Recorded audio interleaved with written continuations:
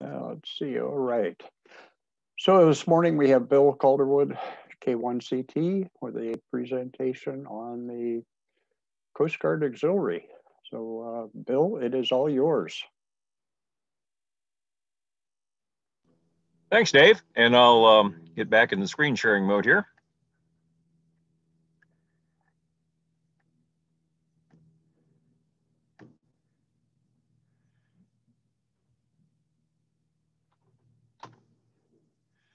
Good morning.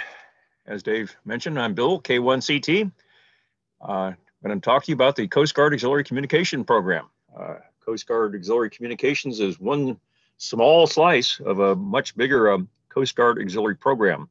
The Coast Guard consists of the active duty, the reserve, and the auxiliary. Unlike the other military services, the Air Force sort of has something similar called the Civil Air Patrol. Well, Coast Guard has the Coast Guard Auxiliary. Roughly 30,000 people across the nation. And there's actually a budget line that Congress approves for the Coast Guard to maintain the auxiliary, and it's based on how much participation and contributions the auxiliary presents. So let's move on. So that's kind of neat. Here's what I'm going to cover today. We're going to talk about what is the auxiliary, talk about the comms program, and some of the requirements for participating, some of the things we do, and what kind of radio transmission modes and methods we use, and also some of our augmentation and disaster response efforts. And I'll talk more specifically about some of the AUXMON and AUGCOM activities. And hey, I'm an old Navy guy. You got to have sea stories, so we'll talk about some of the things that have happened on my watch. And I'm sure we have some other Coast Guard Auxiliary members here on the line, so they may be able to chime in with some of their own experiences or answer some of the questions at the end. So the Coast Guard Auxiliary, like I say, is about 30,000 folks, established by Act of Congress in 1939. They conducted anti-submarine patrols off the East Coast primarily during World War II. They also did beach patrols and that sort of thing, just keeping the nation safe. Coast Guard is now part of the Department of Homeland Security, so we get involved with lots of things supporting that part of things as well. So today some of the main parts of the program for the auxiliary are safety patrols, where we go out on boats, sailboats, power boats, airplanes. We take a look and make sure that the boating public is not getting into trouble out there, which occasionally happens. Folks run out of gas, folks have a fire, folks get lost where they're at. Their GPS runs, the battery runs out or some such thing. And finding them and helping them out is a large part of the duty. That stretches the Coast Guard fairly thin. So having the auxiliary there to help out with that is really quite useful, particularly in areas that the Coast Guard is not normally based. For example, inland lakes like Lake Powell, Lake Isabella, places like that don't have a Coast Guard presence. The Coast Guard Auxiliary assumes the full role there by setting up a portable command center on the shore and have boats go out and check in with the shore. We always try to cover our six by having somebody out of harm's way, not on the boat, have somebody on the shore to keep track of the boats to see where they're at and make sure they're not getting into trouble, because you never know what happens, particularly out on some of those lakes when storms come up and that sort of thing. So that's how radio can sort of fold into that. We do security patrols. In other words, when there's regattas or like the Parade of Lights, we go out there and keep bystanders out of the path so we don't have collisions. Eyes and ears patrols, we go out and help the Coast Guard get situational awareness of what's going on. Think alien smuggling, for example, drug smuggling.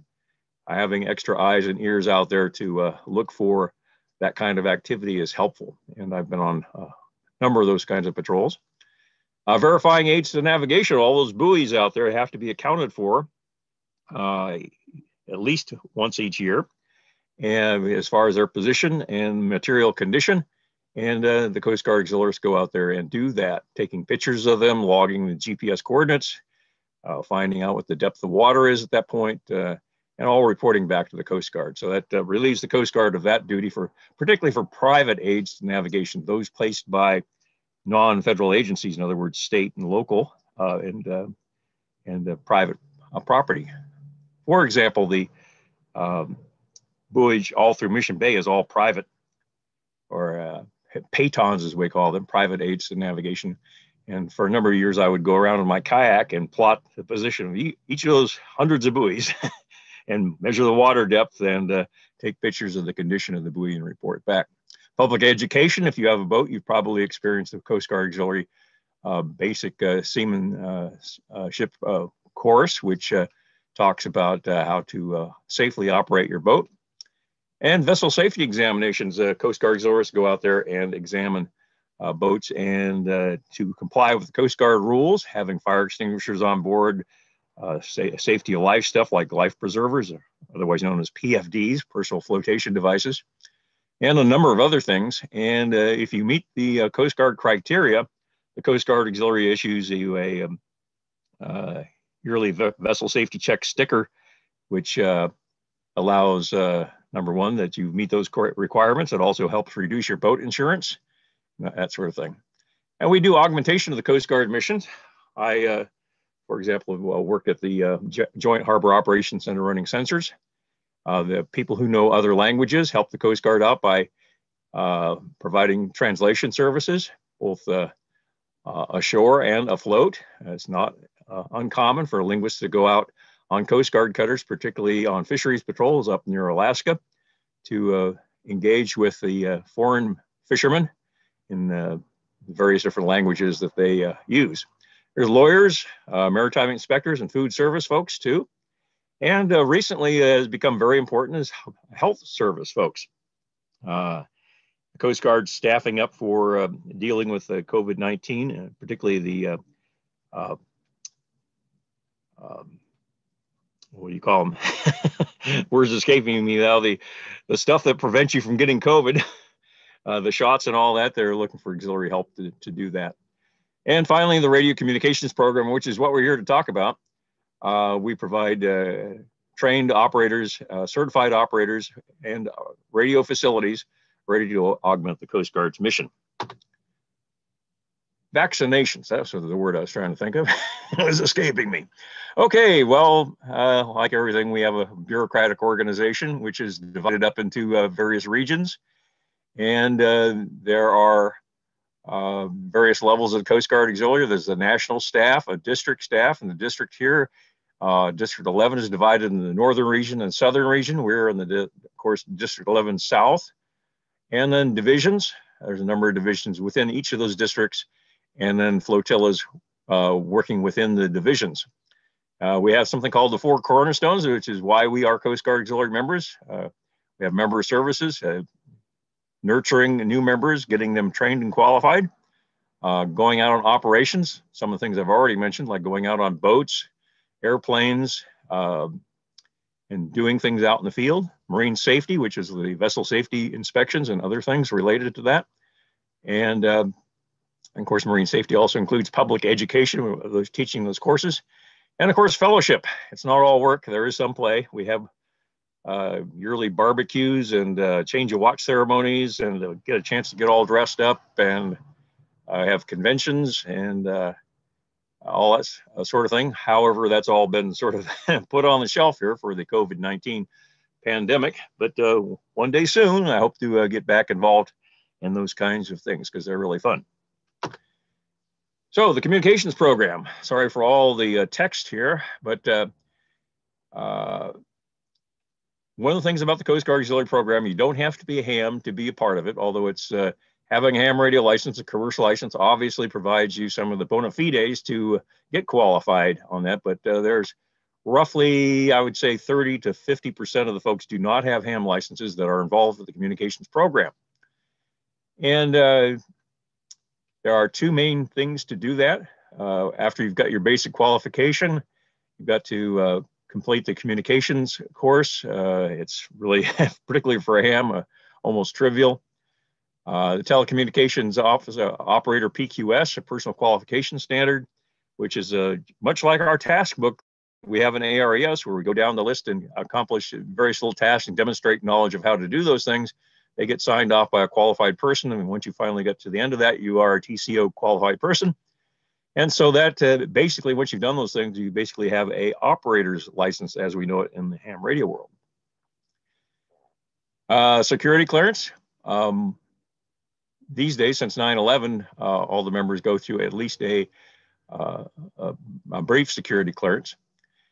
I mentioned that we have got ourselves qualified for the operator license, basically by going through those courses in PQS, but we have to have a station license. And so we have something called a radio facility. We offer its use to the Coast Guard, and it gets inspected. And once it passes that inspection and demonstrates performance in accordance with Coast Guard requirements, we are granted a facility approval, which is basically a station license. And places we operate are in a VHF FM for the Marine Band, and we operate on VHF FM frequencies near the 2-meter band. And we must use Part 90, FCC Part 90 radios to do that with. Part 90 radios are limited to plus or minus 2.5 kilohertz deviation, about half what we use in amateur radio service. This allows closer channel spacing. And that's for VHF. For HF, we are on single sideband and data. We use FL Digi NBEMS with primarily MT63 and more and more Olivia 81000. We have the ability to switch back and forth, and we have a number of HF frequencies, and we do data on VHF as well, going through the repeater on Mount Santiago. RDF facilities, we see less of this these days, radio direction finding facilities.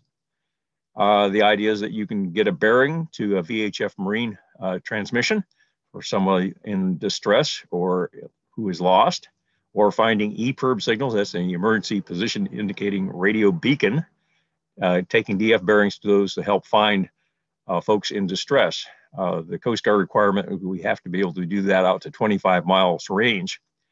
And like I say, we're doing less of that these days because the Coast Guard, about 10, 15 years ago, had a major upgrade to their VHF infrastructure ashore, and so they have their own DF facilities. So we used to have a DF station on top of Point Loma out near the entrance to the Cabrillo National Monument, and I would go up there and operate that for on weekend days and take DF bearings to folks in trouble. We'll talk more about that in the sea story section now.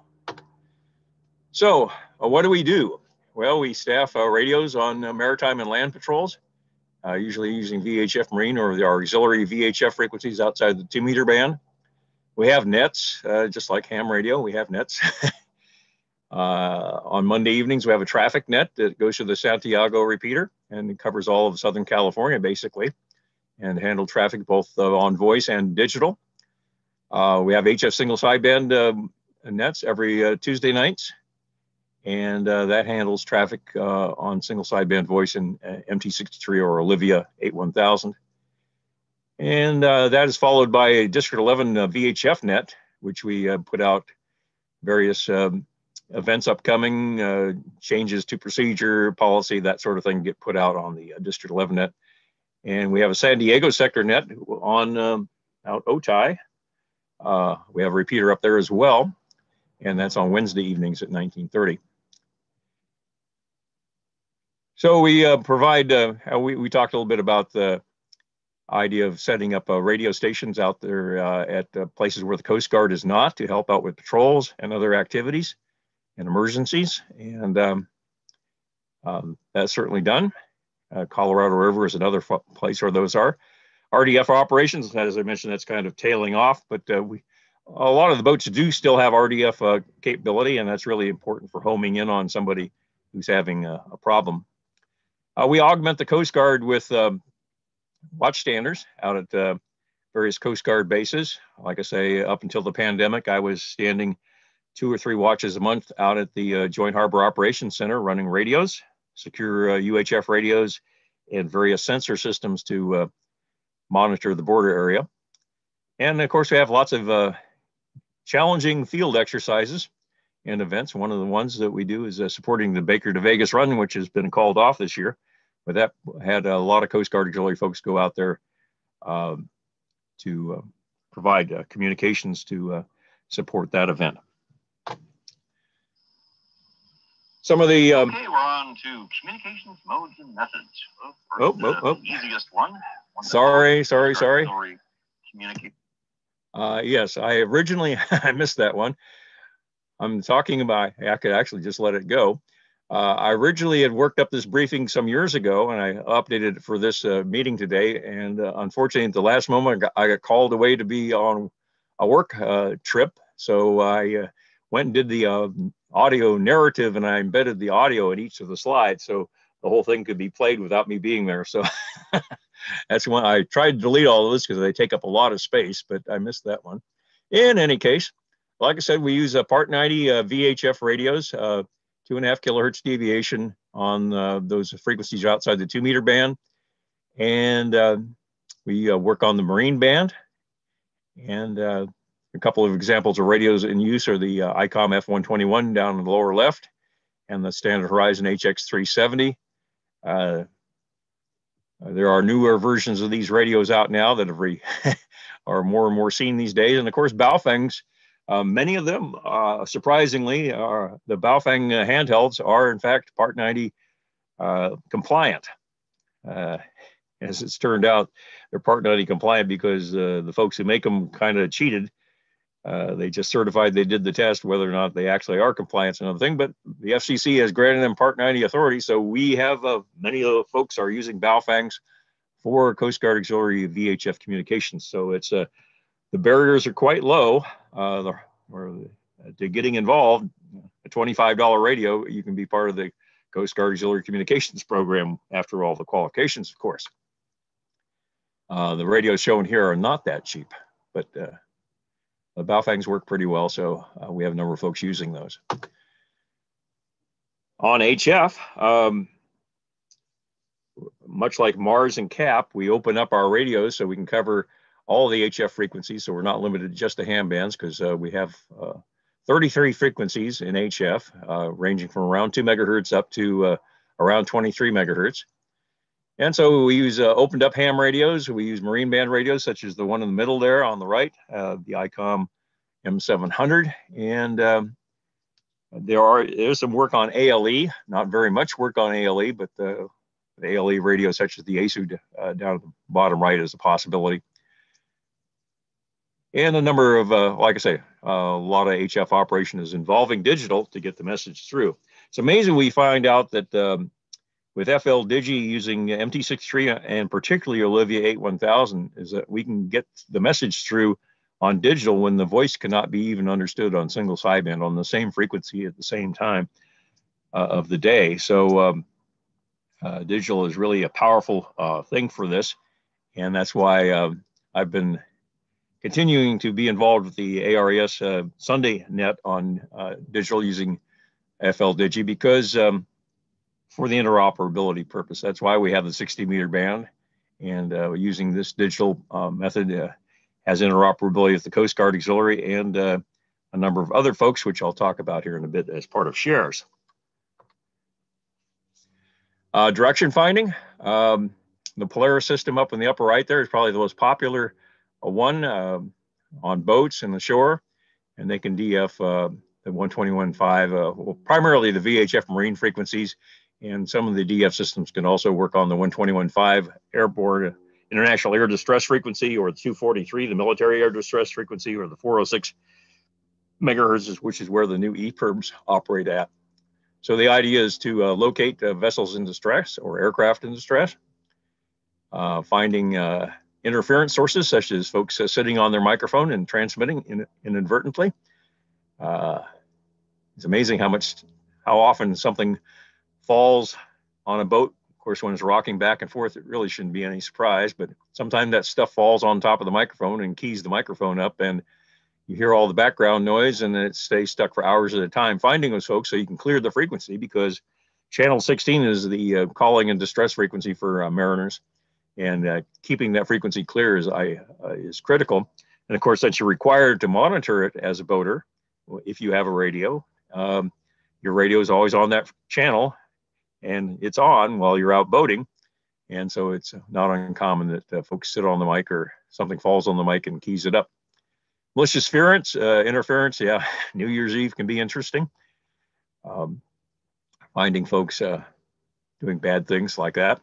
And of course, cable TV. A lot of the frequencies for all those channels that go over the cable, oftentimes the cable gets leaky and causes interference on the marine band channels, and trying to find the source of the noise is critical. And having the DF capability is used for that. I've been on a number of those and found the EPIRB, found the cable TV linkage, found the drunks, and so on and so forth. We'll talk more about that in the sea stories. So disaster response, yeah, it's much more. Coast Guard Auxiliary does much more than just communications, but we'll talk about the communications stuff.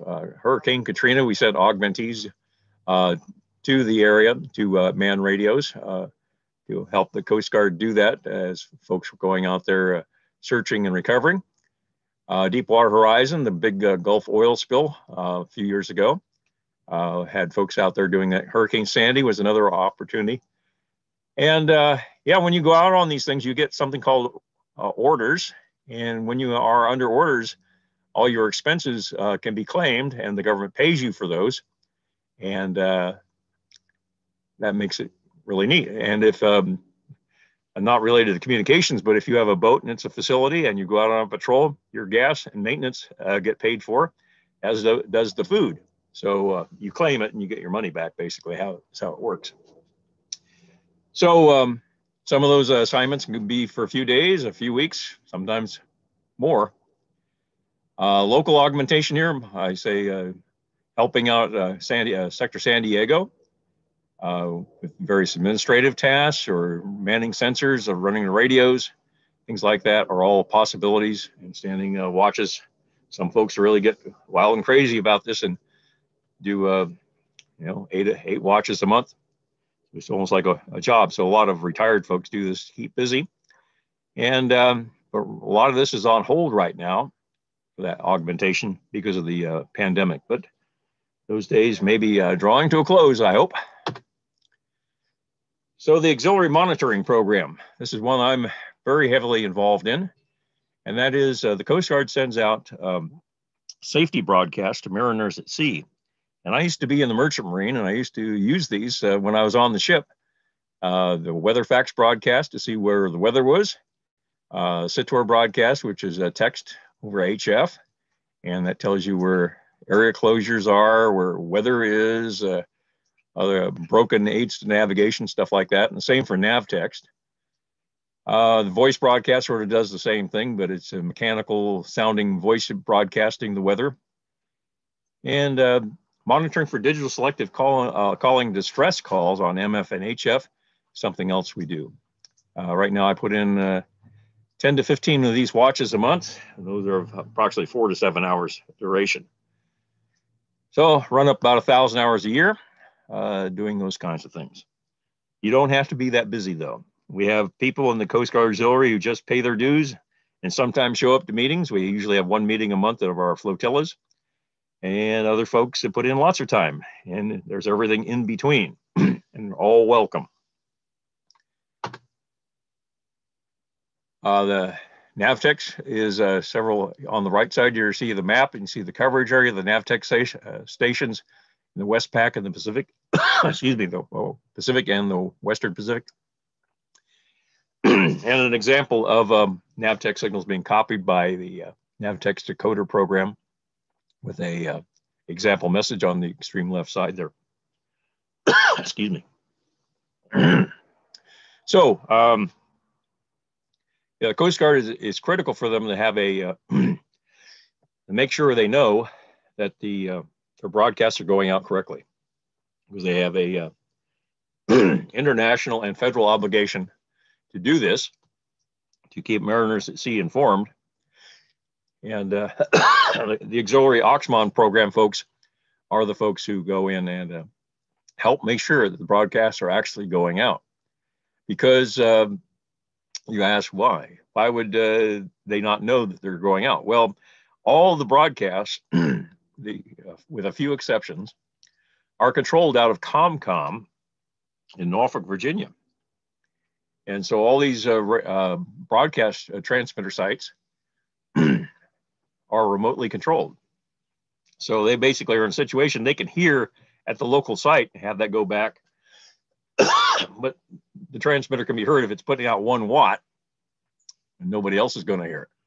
So somebody like me here in San Diego monitoring the point raised transmissions, I give them an idea they're being heard 500 miles away, and that gives them a sense that things are actually working as intended.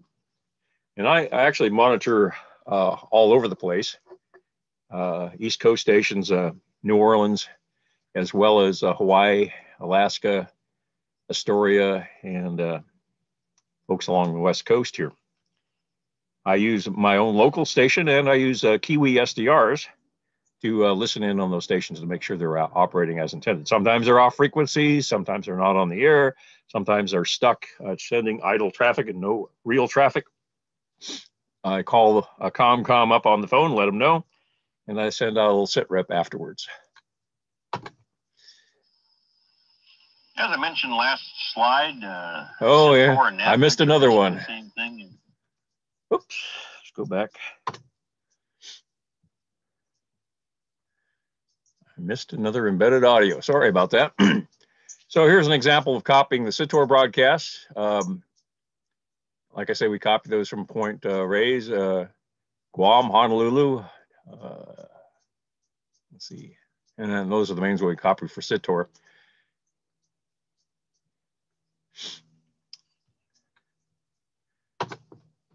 And copying the weather facts here. The main one I copy is Point Reyes, but I also copy New Orleans and copy Kodiak, Alaska. Those are 3 that I copy regularly. Point Reyes on 4344.1 and 8680.1 kilohertz, and 12410.6 and actually 8457.1 is where I get from Kodiak. And out of New Orleans, it's 12788 kilohertz. So mariners get these at sea. You can see where the hurricanes are, where the heavy weather is, and take appropriate actions to avoid or prepare for it. And so weather facts is very important for that. And you can get this off the internet now, but the Coast Guard still sends it out over HF because a lot of the, particularly the fishing boats, the smaller vessels, commercial vessels out at sea don't have the ability to connect to the internet, or at least not with enough bandwidth to get images. So the HF broadcasts here with the weather facts facsimile are very important for them. And it also gives me a chance to see what the weather is here coming up to San Diego and get a lot of good situational awareness on that, when the winds are going to be coming, when the storms are coming in, that sort of thing. Okay, well, there's the Titanic going down, and if they could have, they would have sent out a digital selective call, which is a burst transmission, which tells where you are and what your problem is, and asking for help or not. And the DSC is something that needs to be monitored by law by the Coast Guard and international treaty. And during the hurricane season, particularly, the New Orleans station frequently goes down because of hurricane damage. And so we get activated to monitor these frequencies. I've done this probably about a dozen times now over the years.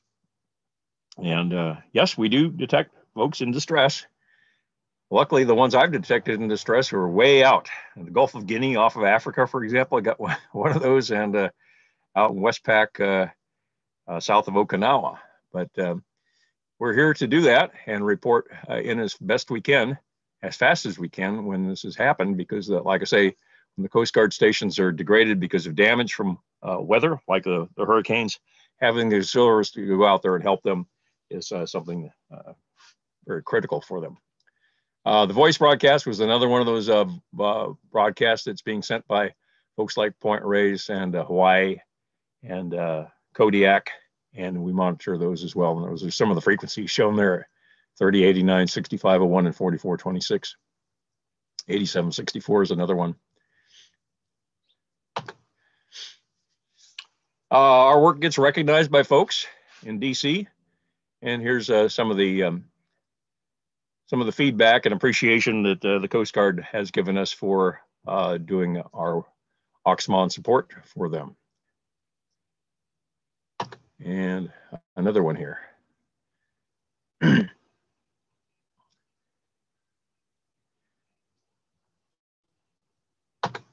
And some of that piece of recognition from the commanding officer.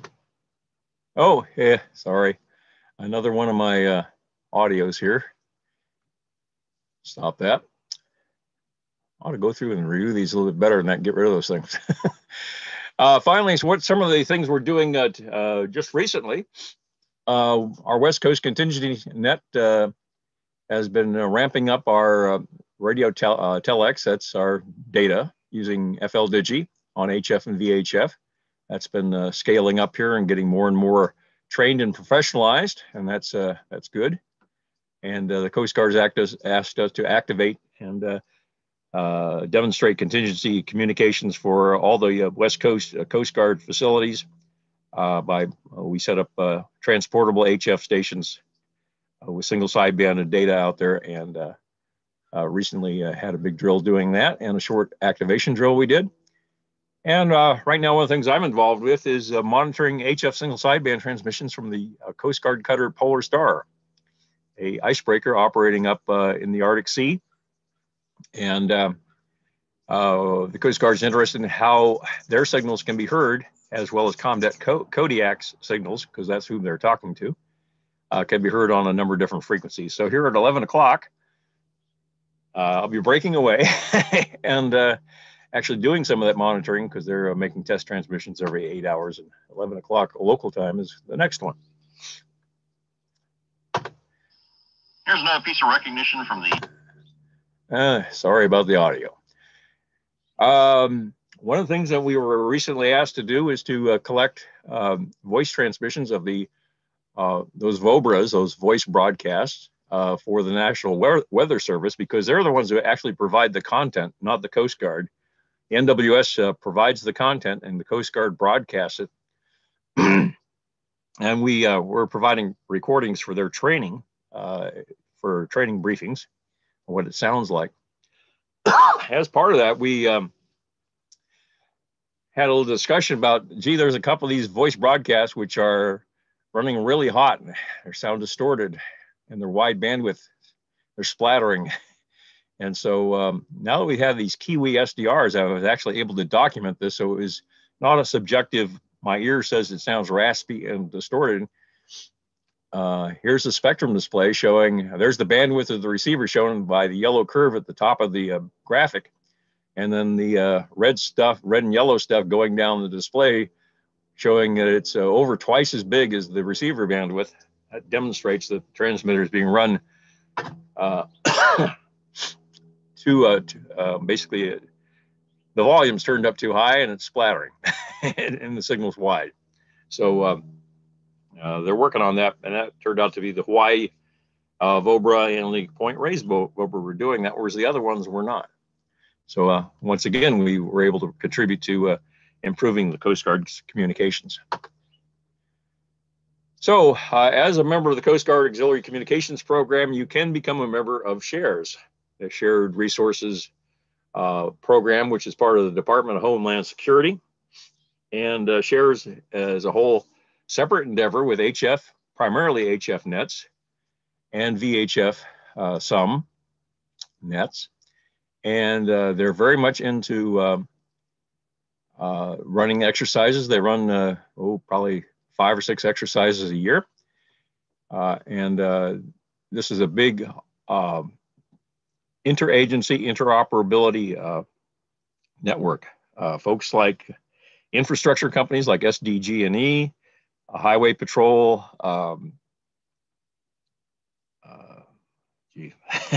just all kinds of folks. I lose track of how many. Of course, the Mars folks are part of this, as are the Coast Guard Auxiliary, and a bunch of others. And they all come up on these nets to test their interoperability, pass traffic, and I say 4 or 5 nets per week, single sideband and MT63-1000L using FLDigi. However, we do still have one net on CW, which I participate in. So that's kind of neat. there's not easy to find ham CW nets anymore. We still have a Shares CW net. And Shares does have a lot of a widespread WinLink network. By the way, that's one thing I wanted to bring out. The Coast Guard Auxiliary is not using WinLink to my knowledge at this point, but Shares is. And one of the neat things about Shares is that they have a monthly telcon with lots of good MCON training. We just had it yesterday. So on the last Friday of the month, or on the holiday season, they bumped it to the third Friday. And had some really good training there. One of the things is Share is very sensitive about their information. They consider most of the specifics about frequencies and call signs and such to be controlled unclassified information. So I really can't share that much with you. And more so, the Coast Guard Auxiliary is doing the same thing. One of the memorable things is that last bullet there is that the other day I got asked to do a net call for the net, and I actually was able to get a check-in from station WWV. You may recognize that as the time and frequency standard station out of Fort Collins, Colorado. And so now I can say I've worked WWV. I doubt that many people otherwise could say that. So we're on to sea stories. While standing DF watch here some years ago up at Point Loma, a small boat was found off La Jolla with nobody aboard. There was supposed to be somebody aboard, obviously. And so a man overboard situation was declared by the Coast Guard. And I was up at Point Loma, and I noticed the Fuji Blimp was out here giving rides to folks, I guess, not giving, but I'm sure they paid or were influential poobahs.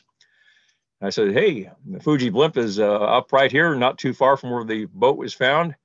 Maybe we could ask them to go search, because it'll take time to get the Coast Guard helicopter out there, but the Fuji Blimp is basically already there. So the Coast Guard did. They called them up on the aeronautical band radio, had the Fuji Blimp go out there and look for the man overboard. And they did that for 2 or 3 passes, didn't find anything. After I got off RDF watch, I went out on Motor Vessel Joy, shown on the right-hand lower there, and continued search patterns looking for that. And my day was a long one. I started DF watch at 0900 and finally got home at 0700 the next day. So you can spend some time doing this, but it's memorable. You always build up your repertoire of sea stories. Another one was we had a vessel off the coast up near the San Clemente, Santa Catalina Islands, San Clemente. And the owner of the boat, the captain, had become incapacitated. And the son, who was out there with him, was unable to drive the boat. He was unable to use the radio other than just to talk on the station, on the frequency it was on. And he was unable to figure out where he was located. So he was on channel 16, and they're calling an emergency channel. And we took RDF bearings to him, found where he was by cross bearings between our station and the one up in the LA area. And we were able to send out the helicopter, and they were able to put a person down and drive the boat back and medevac the captain of the boat, and all turned out well. So that's one of the sea stories of how we help make a difference there. Another place we made a difference was I was standing watch at the Joint Harbor Operations Center, and that car carrier vessel was coming up from the south. It was about 200 miles south of San Diego, and one of the crew members was female. She was going to have a baby, and they couldn't make it to San Diego in time to deliver the baby. Of course, they hadn't even intended to go to San Diego. So we flew, we're going to fly out a flight surgeon out there, but the flight surgeon says, I've never delivered a baby. He's involved more with physical readiness for folks going flying. And so they searched around. There was no GP available to deliver the baby. And I suggested my wife had a friend named Ruth, and she was a midwife. Would they consider that? And initially, the main command center up in Alameda said no. Yeah, and so they searched around, and they were unable to find a quote real doctor. So yeah, Yeah, and he's reminding me Ruth was a Marine, but that was a long time ago. Okay, so in any case, they reconsidered. We got Ruth down here and got her in a flight suit, flew her out to the ship as it was driving up to San Diego, and the baby was delivered. And here's the track of the ship and the graphic. There's motor vessel Caribbean Highway. And we drove down the Marine Terminal there at 10th Avenue and met Ruth and got her hooked back up. And she was a hero. She actually got, I think she actually got paid for it by the company that runs the ship. It took a long time to get that claim through, though. And so that was another one of those long days, but loads of fun nonetheless. And yeah, born at 7:50 p.m.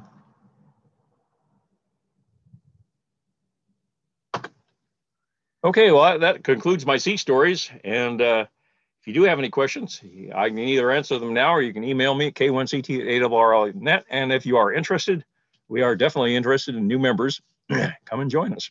And I can be contacted for that or the other auxiliaries who are on the line. And I stand by for any questions and I'll get out of the presentation. All right, Bill, thank you for a lot of good information. Interesting stuff.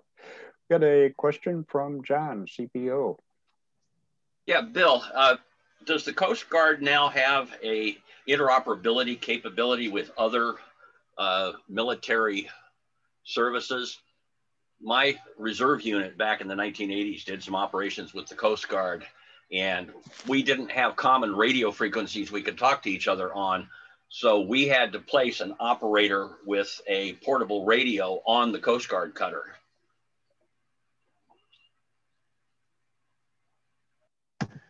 Okay, I think, well, to some, certainly the Marine Band, if the Navy has a Marine Band, they can interoperate that way. As far, Coast Guard cutters do have things like Navy Red, the secure UHF voice transmissions. And of course we have clear single sideband transmissions and can talk that way. So, yeah, Navy has so many more resources. The Coast Guard is, like I say, minute. The active duty Coast Guard is about 30,000 folks, also about the same size as the auxiliary, by the way. And their resources are always stretched thin. So some of the more sophisticated Navy communications, they don't have. But there are things that there are ways to do it. But if there's something special, yeah, what you're talking about would probably have to be done. Yeah, I don't believe that my unit had the Marine VHF capability, and I know that they couldn't talk to us on what we were using, which was a secure voice circuit. Yes, when you get to secure voice, yeah, their resources are very, very small for that, and they have their own secure voice, which is more interoperable with Customs and Border Patrol and folks like that. That's where they're oriented rather than the Navy, because once again, they are part of the Department of Homeland Security rather than DOD. So some of the DOD things, of course, they do have a wartime mission of becoming part of the Navy, but that's mainly for their larger units. So if you're talking about a smaller, like a 41-foot patrol boat or a rib or something like that, they'll be on Marine Band, they'll be on their VHF or UHF secure voice. Yeah, there's a sea story that goes along with this whole thing, but I'll save that for another time. All right, somebody had a question. Is there a youth program? Is there a youth program? Yes, the Sea Cadet program is something that the Coast Guard Auxiliary is involved in supporting. And so back in pre-pandemic days, we would oftentimes help out with sea cadets as far as training them on radio procedures, for example, helping them with safe boating, tying knots, all those basic seamanship things that they would need. I forget what the age limit is on the low side. I think you have to be 18 to join, maybe 16. It's changed over the years, and I haven't kept very good track of it. One of the other auxiliaries on the line might have a better beat on that than I do, but I think the Sea Cadets is the youth program you're thinking about. And like I say, there are a number of folks who join the auxiliary as, like I say, around as teenager types, like late teenagers, who are seeking on getting a leg up on getting their Coast Guard training in preparation for going to the academy or enlisting in the Coast Guard. And we've had a number of folks in our flotilla who've done that and gone on to become both, like I say, enlisted or commissioned officers in the Coast Guard after having done some time getting trained up in the Coast Guard Auxiliary. There's also a program with some of the local universities, although once again, the pandemic has kind of slowed that down. So that some local sort of like ROTC folks, they can become additionally part of the auxiliary and get training and get to go out on boats and do things so they are better prepared to take on the job when they go on active duty. All right, any additional questions?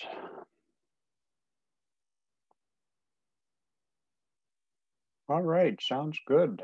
I think that's about all we have for this morning. Rob, you got anything else? No, Dave, I was just wondering though, who else is on the call that's a Coast Guard auxiliary member? I am Tom KM6BN, and I'm a visitor here too. I've been in ARES in the past. I've been in RACES in the past, but not currently.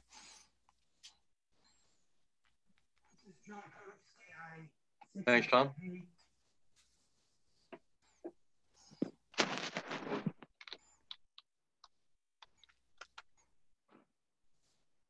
I think I saw John Coates out there too, joining. John, you with us? Yeah, I've been listening. Thanks. Good program.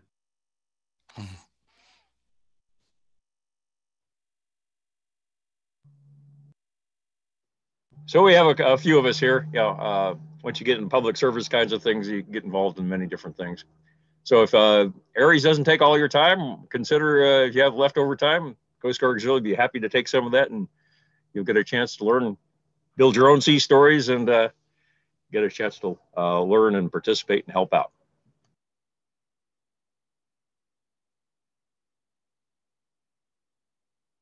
All right, a lot of thank yous from people in the chat. And any additional questions or comments from anybody this morning? That was a great presentation, KD60KR. Yeah, nice job, Bill.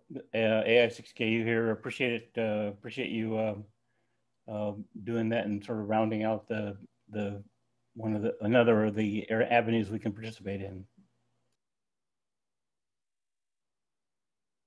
My pleasure, and I hope to see you on the air.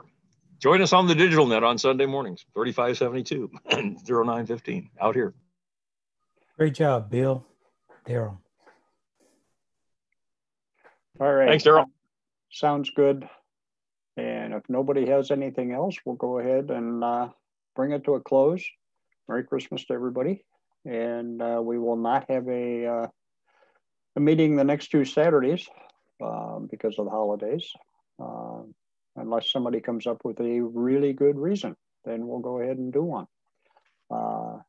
Other than that, we will see everybody in 3 weeks and hope to talk to everybody on the air. Thanks, Dave. Thanks very much. All right. Thanks, everybody.